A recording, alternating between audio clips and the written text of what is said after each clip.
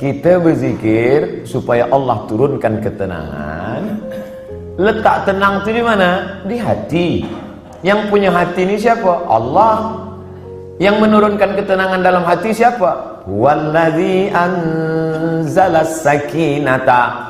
Allah yang menurunkan ketenangan fi qulubil mu'minin, ke dalam hati orang yang beriman.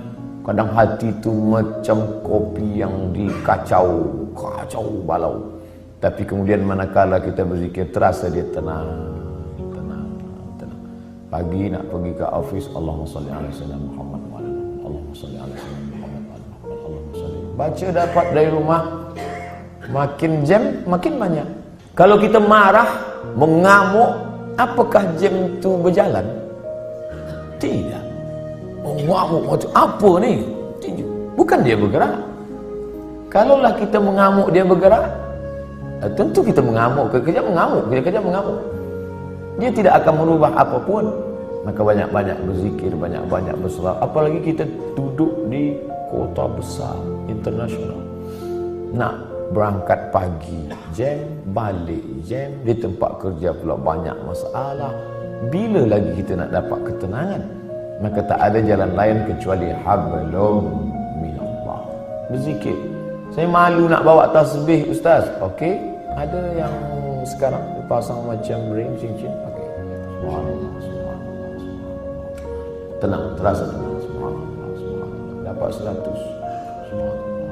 Dapat 200. Kita ni beramal bukan nak tunjuk pada orang. Kita beramal untuk kita dengan Allah. Itulah yang disebut dengan hablum minallah. Merasa sunyi di tengah keramaian. Ini ramai, banyak orang, tapi kita merasa sunyi sebab kita berdua sahaja dengan Allah. Manakala kita sendiri, sunyi. Dalam kereta sunyi, tak ada orang, tapi kita pun merasa ramai. Saya Ustaz, walaupun saya balik dari office sendiri, seorang saja, tapi saya merasa ramai. Dengan siapa? Ada Michael Jackson, ada Bryan Adams. Bukan dengan dia, tapi kita bersama dengan Allah. Hablum minallah. Kira-kira orang-orang soleh itu apakah tak ada takut dalam hatinya? Sahabat-sahabat Nabi itu apakah tak ada risau dalam hati dia? Abu Bakar Siddiq bukan tangguh, dekat dengan Nabi SAW, berdua. Orang pertama masuk Islam lelaki Abu Bakar. Ini orang paling dekat dengan Nabi. Tapi manakala dia berada di Jabal Thur dan dia tengok kaki orang kafir Quraisy, sikit lagi nak tangkap, dan orang kafir Quraisy maaf cakap, terkencing. Dia kepala dia tengok ke atas, maka tak nampak. Andai dia tengok ke bawah, dia nampak Abu Bakar. Waktu itu Abu Bakar dah takut. Apa kata Nabi SAW? La tahzan, innallaha ma'ana. La tahzan, jangan cemas, jangan takut, jangan sedih. La tahzan, don't be sad. Itulah yang jadi buku bestseller yang ditulis oleh Aid Al-Qarni dalam banyak bahasa, termasuk bahasa Melayu, bahasa Indonesia. Ditulis asli original bahasa Arab. Jangan takut wahai Abu Bakar. Apa pelajaran yang dapat kita ambil daripada perjalanan Rasulullah SAW ini?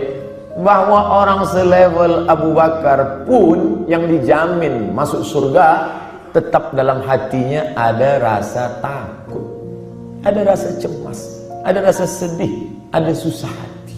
Jadi kalau ada orang, aku selepas banyak berzikir ni memang tak ada takut lah. Awak tak usahlah dusta. Abu Bakar pun takut, apalagi awak abu-abu. Ustaz Somad ada rasa takut? Ada. Kenapa kita hilangkan itu dengan banyak berzikir? Mengusir, menghalau dia dari hati kita. Inilah yang disebut dengan hablum minallah. Innallaha ma'ana. Abu Bakar jangan takut. Idhuma fil ghari.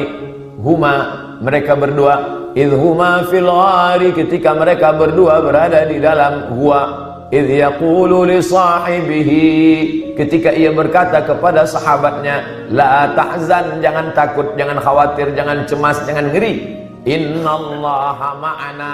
Allah bersama.